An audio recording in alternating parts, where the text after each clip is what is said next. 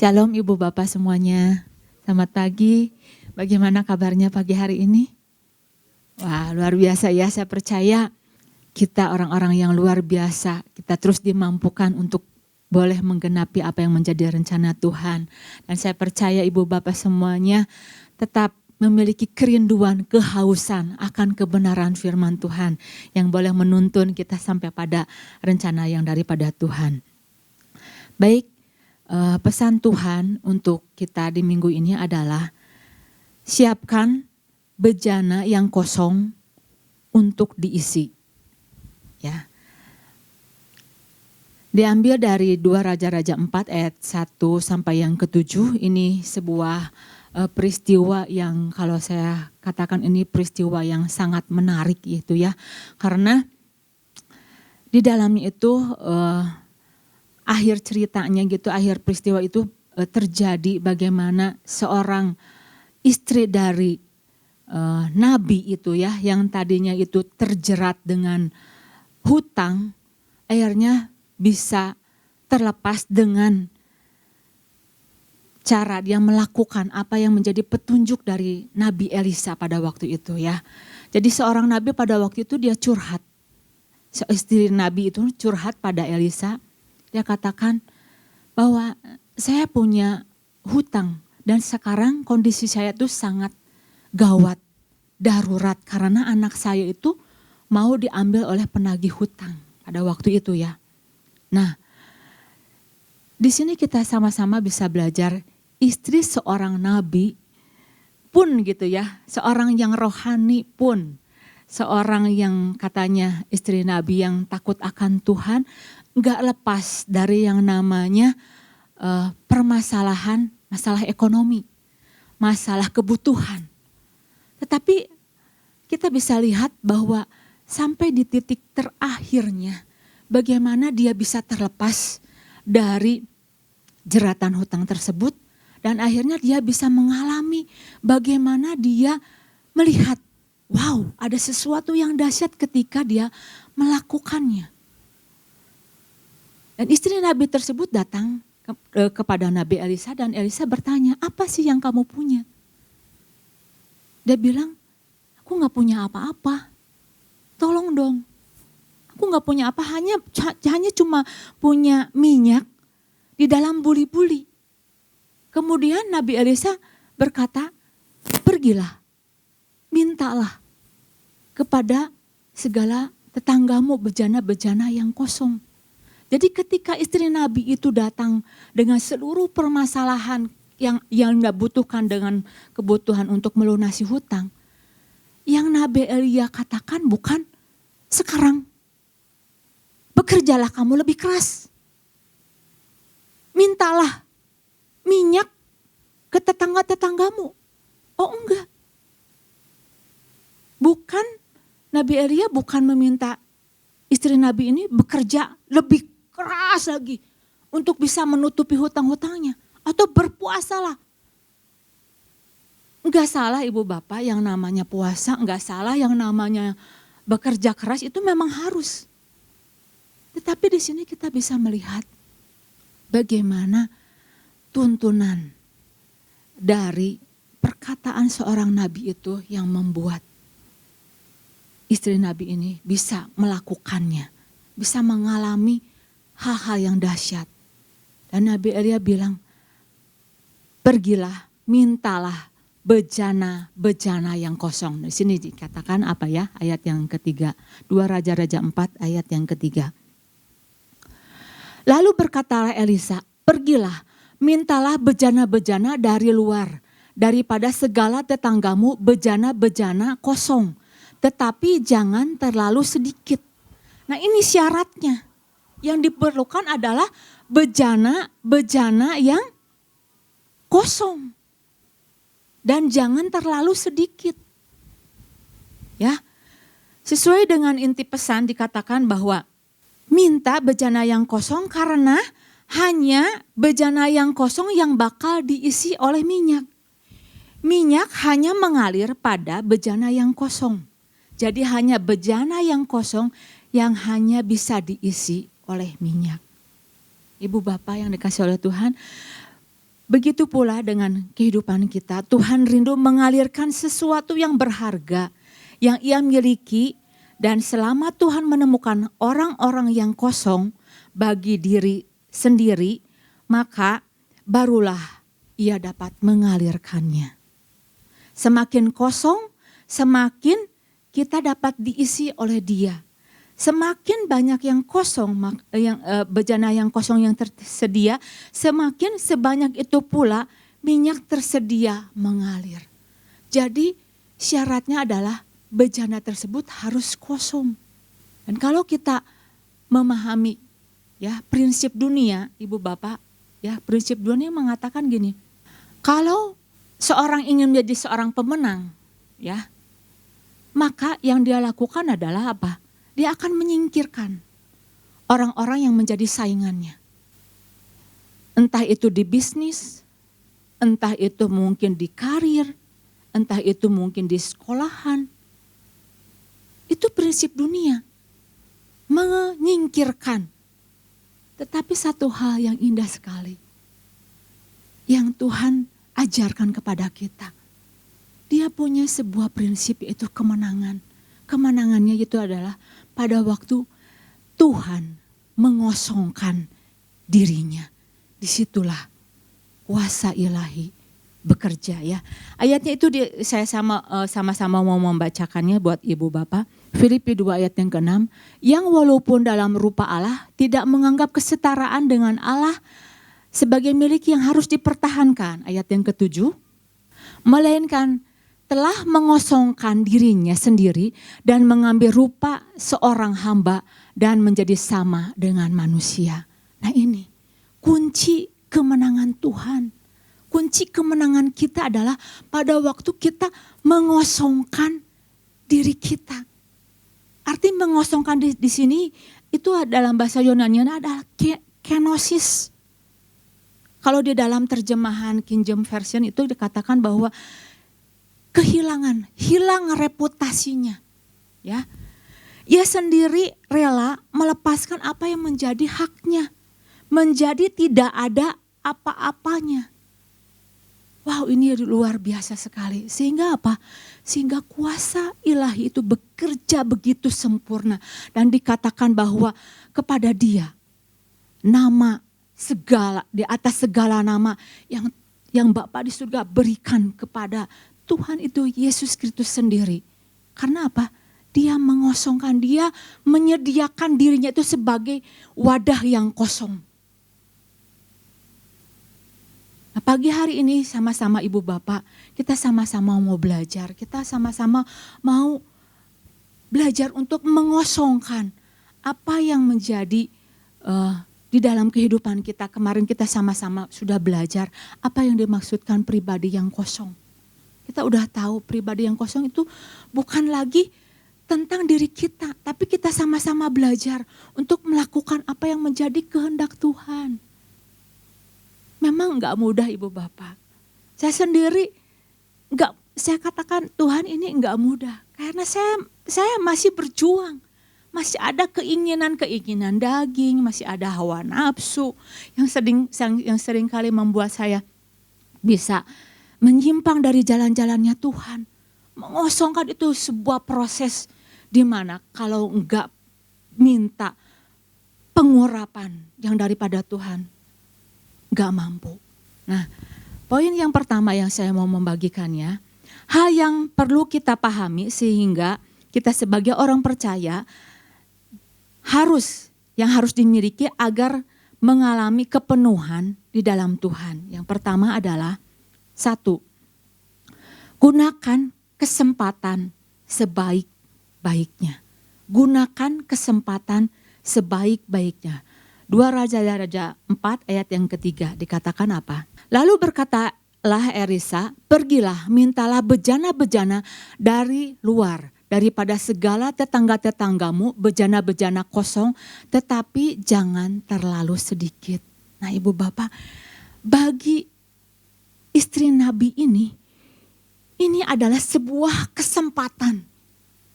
Ketika dia tahu dia punya masalah, dia bertemu dengan Nabi Elisa.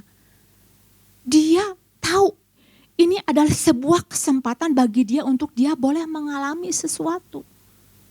Nabi itu adalah seorang pribadi yang dipercaya oleh Tuhan menyampaikan pesan. Dia perhatikan setiap perintah, setiap kata demi kata. Dan dia enggak nganggap minyak yang di dalam buli-bulinya itu sebuah zat yang remeh gitu. Enggak. Tetapi dia pakai kesempatan tersebut. Dikatakan bahwa kalau ibu bapak baca ya, nanti di sini katakan ada kata pergilah, mintalah, kemudian ayat yang keempat, masuklah. Jadi disuruh udah minta, suruh pergi, kemudian udah pergi, udah bawa bejana-bejana itu, dia harus pulang, kemudian harus masuk bawa bejana-bejana tersebut ke rumahnya. Kemudian suruh ditutup pintunya. Suruh apa? Di sini lalu tuanglah minyak itu ke dalam segala bejana. Mana yang penuh, angkatlah. Jadi antara mulai dari pergi, minta, kemudian suruh tutup, kemudian suruh nuang, dan akhirnya suruh mengangkat. Ini sebuah proses yang begitu cepat. Perjalanan itu cepat sekali. Jadi dia gak mau terlewat momen yang sangat penting ini. Dia mau pakai kesempatan ini sebaik-baiknya. Karena ketika dia tahu ada sebuah lawatan Tuhan yang terjadi, kalau itu dilewatkan, maka perkara dahsyat itu tidak akan dialami oleh dia. Kalau ibu bapak tahu yang namanya Kairos. Kairos itu adalah waktunya Tuhan untuk melawat. Ada lawatan yang begitu cepat sekali. Yang kalau enggak ditanggapi, maka akan lewat begitu cepatnya. Dan kesempatan untuk mengalami waktu tersebut itu belum tentu datang 2 kali. Istri Nabi ini, dia melihat, wow, ini sebuah kesempatan. Yang mungkin pada waktu itu dia menyadari, mana mungkin sih minyak dari buli harus dituangin ke bejana yang begitu besar. Tetapi bisa terjadi ibu bapak, sesuatu yang dahsyat. Buli kan kecil, tetapi bisa memenuhi bejana yang begitu besar. Dia enggak menunda-nunda, dia bergerak begitu cepatnya, dia berusaha. Nah, bagaimana dengan kehidupan kita? Ketika Tuhan punya kerinduan nih, aku punya kerinduan untuk mengalirkan hal-hal yang berharga di dalam kehidupan kita. Apakah didapati orang-orang yang tahu, wow, ini momen yang tepat, ini momen yang harus saya dapatkan. Jangan terlalu lama menunda-nunda kalau Tuhan mau curahkan sesuatu yang berharga dalam kehidupan kita. Tuhan mau curahkan begitu banyak hal-hal yang bernilai, tetapi terkadang kitanya, aduh nanti dululah, nyantai dululah, besok lagi lah. Masih ada waktu kok. Semuanya masih bisa tertangani. Saya nggak perlu terlalu mengejar lah. Saya tidak terlalu membutuhkan sekali untuk mengeluarkan apa yang mengosongkan diri saya, melepaskan bagian-bagian yang menghalangi untuk Tuhan bekerja. Nah terkadang ibu bapak kita seringkali menunda lama sekali. Tuhan pengen ada sebuah yang dicurahkan, sesuatu yang berharga, tetapi bagian kitanya terlalu lama untuk meresponinya. Dan tidak menganggap bahwa ini sebuah kesempatan. Seberapa banyak ibu bapak ketika kita menyadari bahwa Tuhan ingin curahkan di dalam kehidupan kita, seberapa banyak upaya dari diri kita untuk mengosongkan entahkah kebiasaan lama kita yang masih bercokol. Saya berusaha, ada bagian-bagian dari kebiasaan lama saya yang sama sekali tidak berguna dan saya harus kosongkan Supaya apa? Supaya kuasa daripada Tuhan itu bekerja. Dan saya katakan Tuhan, kalau Tuhan mau berbicara seperti kayak gini adalah sebuah kesempatan. Mari Tuhan bantu saya. Untuk saya mau tinggalkan semuanya. Supaya saya bisa mengalami. Dan jangan melewatkan kesempatan yang Tuhan berikan. Dan saya boleh mengalami bagaimana Tuhan melawat kehidupan kita semua. Nah, itu poin yang pertama. Kita sama-sama mau belajar Ibu Bapak ketika Tuhan mau mencurahkan, mengalirkan hal-hal yang berharga di dalam kehidupan kita. Mari kita pakai setiap kesempatan yang ada di dalam kehidupan kita. Ada banyak Ibu Bapak, di gereja ini banyak Tuhan kasih kesempatan, entahkah doa pagi, entahkah kita dikasih kesempatan untuk melayani, entahkah kita dikasih kesempatan untuk ikut doa pengurapan, ada kegiatan konser doa. Itu adalah sebuah kesempatan bagaimana Tuhan mengisi bejana dalam kehidupan kita. Kemudian yang kedua, hal apa yang perlu kita pahami sebagai orang percaya dan yang harus dimiliki agar mengalami kepenuhan di dalam Tuhan. Yang kedua adalah bekerja segiat-giatnya. Bekerja segiat-giatnya. Di dalam 2 Raja-Raja 4 ayat yang 4 yang kelima dikatakan bahwa janda itu enggak tinggal diam.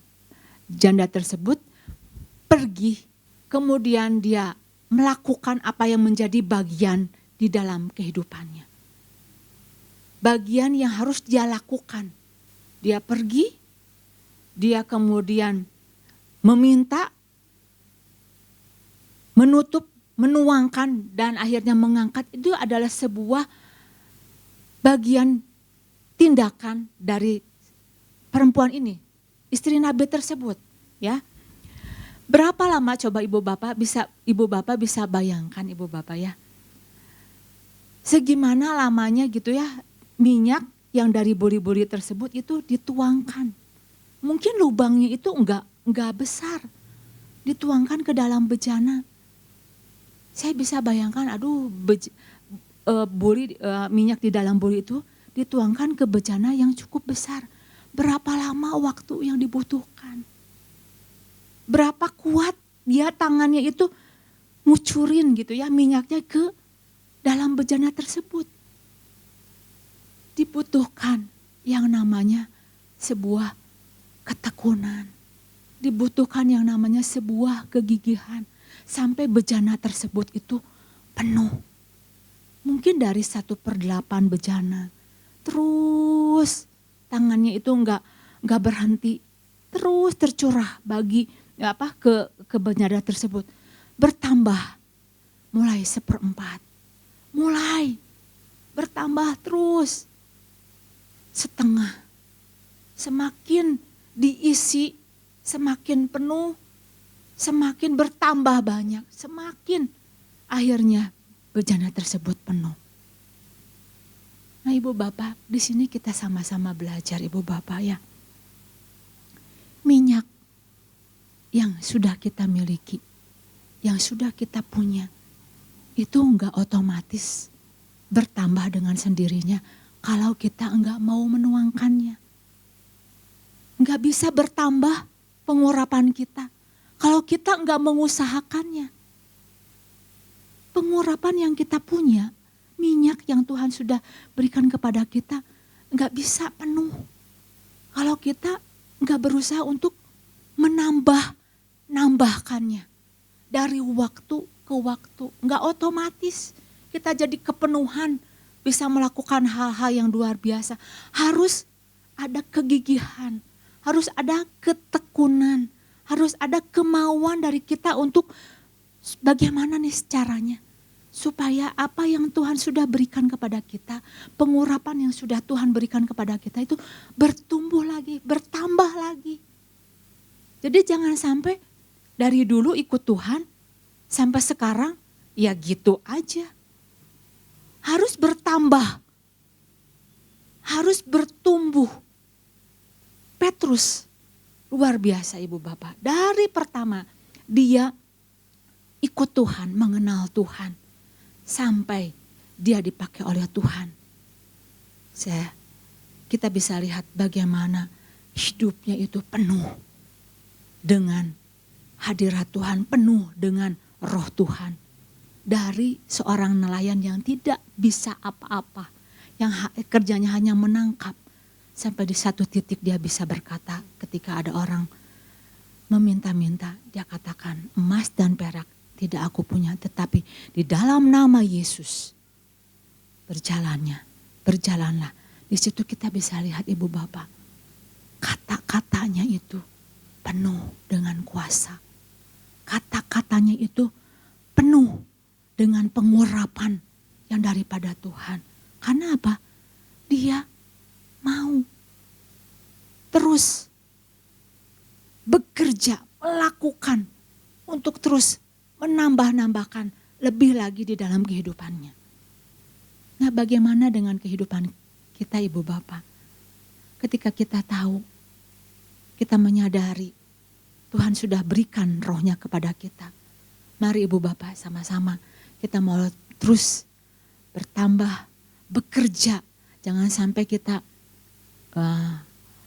tidak mengisinya. Terus menambah-nambahkannya. Kemarin kita diingatkan kalau kita enggak pernah mau menambah-nambahkan ke dalam diri kita perkara-perkara tentang Tuhan, perkara-perkara tentang yang ilahi, maka yang dunia itu otomatis masuk menguasai kehidupan kita. Dan biasanya kita mudah sekali terpikat, kita mudah sekali terjerumus dengan perkara-perkara dunia. Karena itu Ibu Bapak, kita sama-sama mau belajar ketika Tuhan mau supaya kita penuh dengan Roh Kudus-Nya. Mari kita sama-sama bekerja, giat untuk terus mengerjakannya di dalam kehidupan kita. Ibrani 10 ayat 25 dikatakan apa? Janganlah kita menjauhkan diri dari pertemuan-pertemuan ibadah kita seperti dibiasakan oleh beberapa orang. Tetapi marilah kita saling menasihati dan semakin giat melakukannya menjelang hari Tuhan yang mendekat. Mari sama-sama Ibu Bapak kita terus giat melakukannya, mengerjakannya, menambah-nambahkan terus apa yang Tuhan sudah taruh di dalam kehidupan kita. Demikian firman Tuhan, Tuhan Yesus memberkati.